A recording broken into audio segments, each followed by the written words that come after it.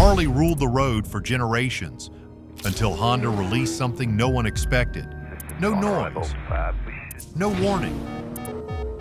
Just a subtle shift that's already reshaping everything. What you're about to see isn't a product war.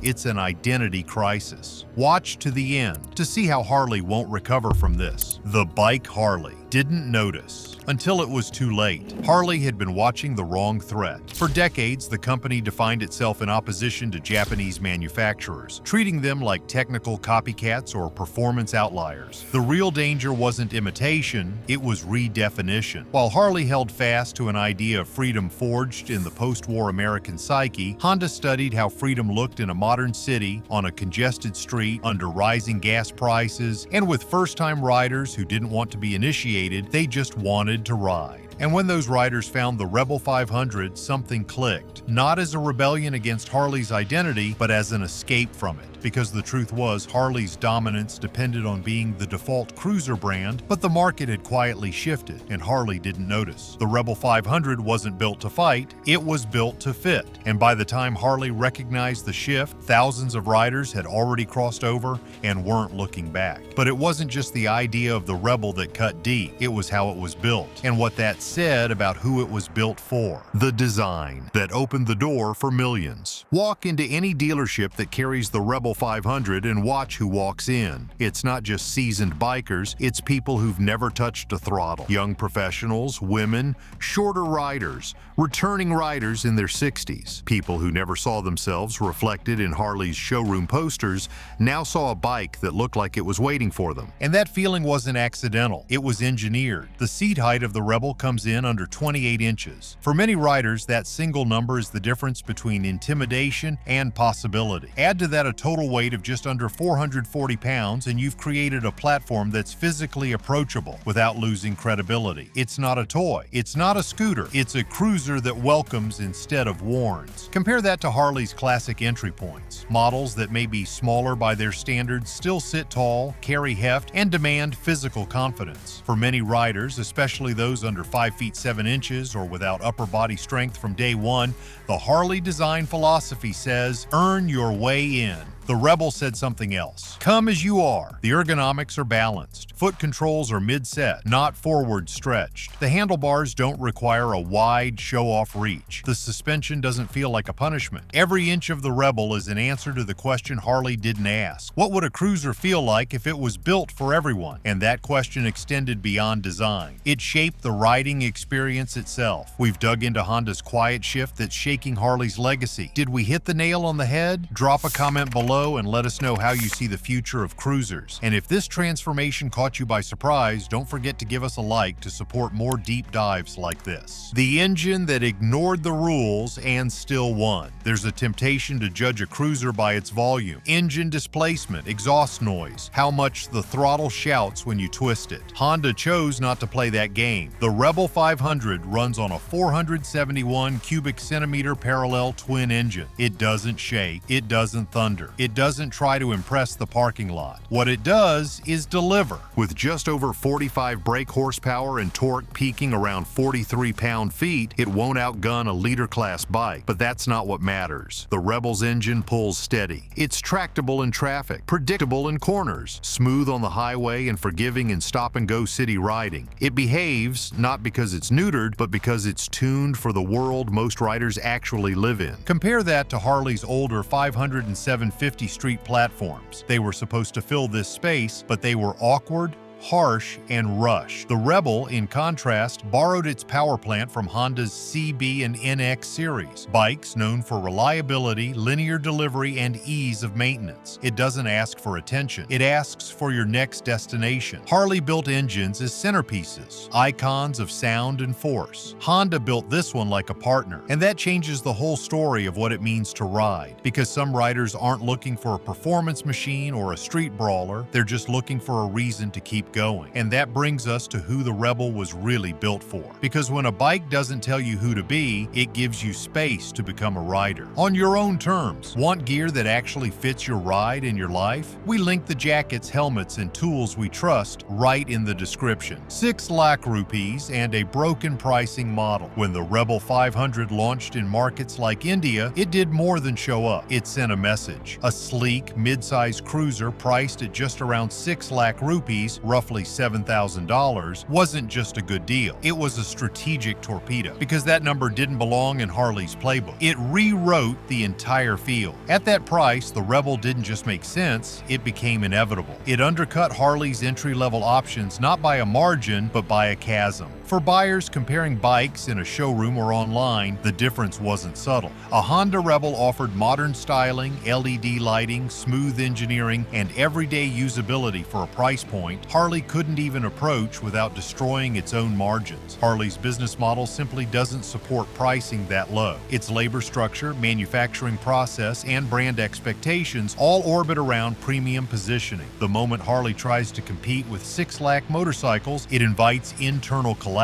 There's no profit at that level for them, only risk. And that's the brilliance of Honda's move. They didn't just build a good bike, they exposed a structural vulnerability. Harley isn't just unable to respond quickly, they're unable to respond at all. Because the Rebel didn't force a product comparison. It forced a reckoning. And that reckoning gets sharper when you remember Harley once tried to build an affordable bike once. The Street Series, Harley's most dangerous lesson. In 2014, Harley-Davidson made what looked like a smart move. The Street 500 and Street 750 were launched to attract new riders and younger buyers. They were smaller, cheaper, and built for urban environments. For a moment, it felt like Harley had finally stepped outside its comfort zone. But the execution was flawed. The Street Series arrived underpowered, underwhelming, and underpromoted. Reviews were lukewarm. Dealerships didn't push them. Longtime fans dismissed them. And the very riders they were meant to attract found the bikes awkward, uninspiring, and oddly disjointed from Harley's core identity. Within a few years, the experiment was quietly abandoned. The models were discontinued. Marketing stopped. And just like that, the brand's one attempt to evolve downward disappeared into the archives. But the worst part wasn't the product's failure, it was the conclusion Harley drew from it. Rather than see the misstep as an opportunity to refine, adapt, and try again, Harley seemed to take the entire segment off the table. They didn't redesign. They didn't re-strategize. They retreated. The Street Series didn't just fail, it scared them, and that fear created a void. Honda saw that hesitation and stepped into it with clarity. The Rebel 500 wasn't just a spiritual successor to the segment Harley abandoned, it was a polished, functional response to what should have been. Harley taught Honda what not to do, and Honda learned quickly, which made the next development even more painful, not for engineers or executives, but for those caught in the middle, the dealers. The dealerships losing faith in silence. Walk into a Harley dealership today and take a slow look around. The floors are full, the walls are polished, the brochures are stacked, but something's missing, and it isn't inventory, it's movement.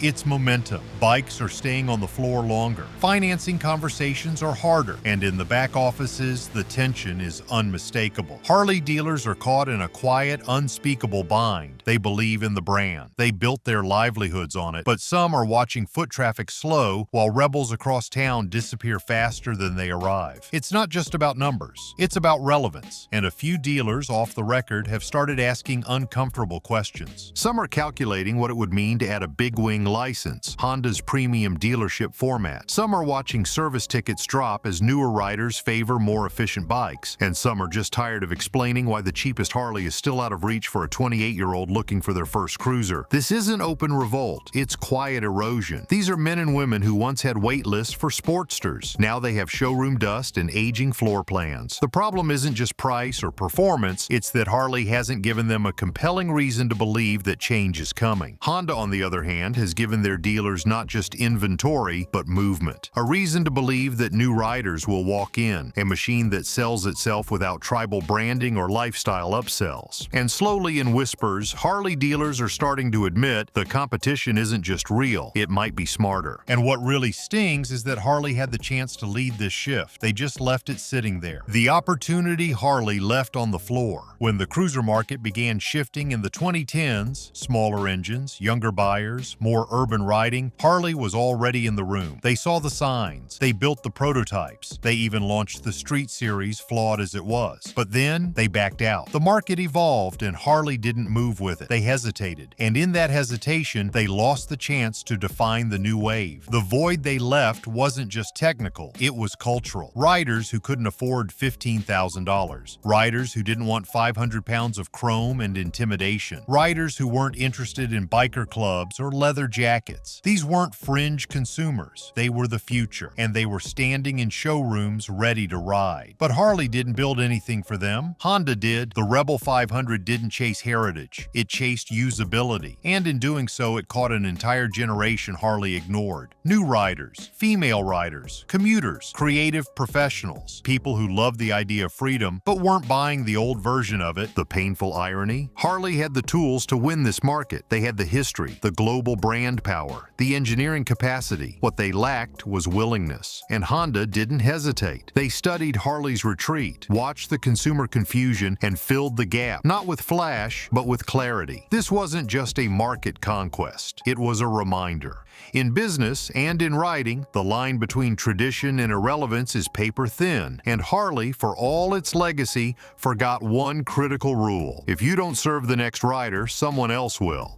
A manufacturing war Harley can't win. On the surface, both Honda and Harley-Davidson build motorcycles, but behind the scenes, they operate in entirely different worlds. Honda is a global industrial force, refined, scaled, and relentlessly efficient. Harley, in contrast, still operates with a legacy manufacturing model that was revolutionary in the 20th century but is now an anchor in the 21st. The Rebel 500 is the product of that difference. Honda builds it using a platform-shared architecture that borrows components from its CB and NX series. That means parts are mass-produced across multiple factories in different countries. Assembly lines are modular, sourcing is flexible, and production can scale or shrink with remarkable speed. If demand spikes in India or Thailand, Honda adapts. If material costs rise, they shift suppliers. If sales slow, they retool the line. Harley doesn't have that option. Its bikes are built in smaller batches, often by hand, with high domestic labor costs and fixed vendor contracts. It's not about quality. American workers are skilled, but the system around them is rigid, and that rigidity comes at a cost Harley can no longer hide. Even their most affordable bikes require a premium to justify their build process. That premium may have once meant pride, now it just means price. The Rebel 500's victory wasn't only at the showroom, it began on the factory floor. Honda built a system that made value sustainable. Harley built one that made value aspirational. And that's the difference. The former adapts, the latter waits. While Harley calculates unit costs and tries to hold margins, Honda's already moving on to the next batch. Because in modern motorcycling, efficiency doesn't just win, it outlasts everything. The day cool changed zip codes. There was a time when cool in the motorcycle world meant leather jackets, wide handlebars, and a heavy machine with a deafening rumble. That image was so ingrained in popular culture that it seemed permanent, until it wasn't. The shift didn't happen on a magazine cover or in a dealership ad. It happened on social media. On TikTok, Instagram, and YouTube Shorts, a new kind of rider began to emerge. Riders in skinny jeans and matte helmets, urban backgrounds instead of wide-open highways, bikes parked next to art galleries, coffee shops, and graffiti walls, not roadside diners. And when the cameras panned down, it wasn't Harleys they were riding, it was Rebels. The Honda Rebel 500 became the visual language of Gen Z riders. It photographed well, compact, symmetrical, minimal. It looked strong without looking aggressive, it looked stylish without trying to scream heritage, and it fit on narrow city streets, in digital frames, in lifestyles that didn't revolve around biker clubs or bar runs. Harley never saw this coming. Their idea of image hadn't changed in decades. Their campaigns still featured sun-scorched highways and Americana iconography. But Gen Z didn't want to join a legacy. They wanted to express one. The Rebel let them do that because it didn't bring expectations. It brought a blank canvas. And in that aesthetic shift, Harley lost something more powerful than market share. They lost influence. Because once the visual narrative leaves your brand, it rarely returns. And when young riders scroll through reels and shorts, what they see matters more than what they're told. The moment cool changed zip codes, so did the future of the cruiser. The work workers who built a legacy and started questioning it. Inside the plants in Wisconsin, Missouri, and Pennsylvania, something changed. Not all at once. Not with strikes or boycotts, but in the small, quiet moments. The break room conversations, the second shift silences,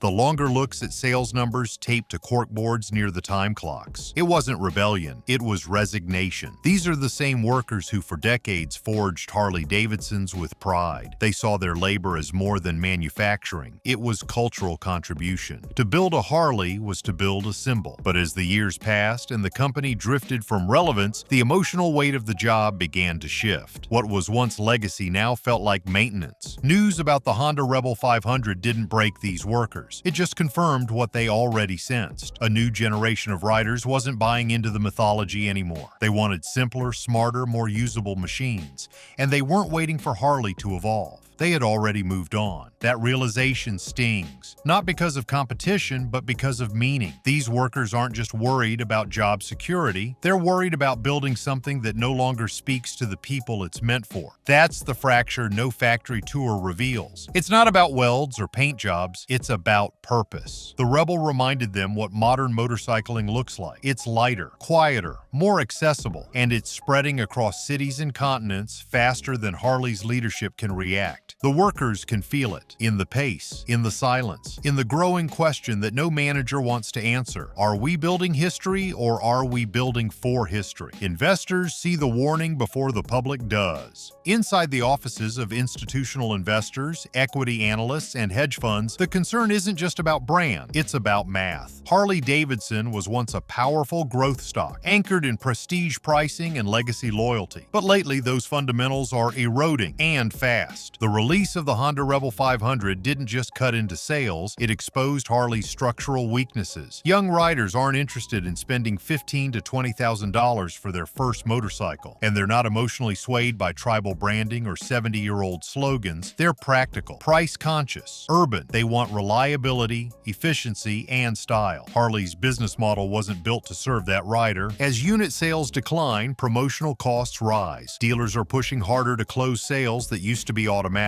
Inventory turnover is slowing, and younger buyers aren't even entering the pipeline. On earnings calls, Harley executives emphasize heritage, experience, and long-term brand trust. But analysts hear something else: deflection. Meanwhile, Honda reports volume growth, expanded manufacturing, shorter inventory cycles. Analysts see a story that Harley can no longer tell, and behind closed doors, funds are quietly shifting their positions. Some are divesting, others are lowering forecasts. The glow of Harley's brand aura isn't gone, but it's fading, and no investor likes holding a stock that's still clinging to yesterday's market logic. The Rebel 500 didn't just redraw competitive lines, it redrew valuation, and when valuation shifts before a boardroom notices, that's the surest sign of all. Harley isn't just losing sales, it's losing its story. And on Wall Street, that's the one thing you never get back.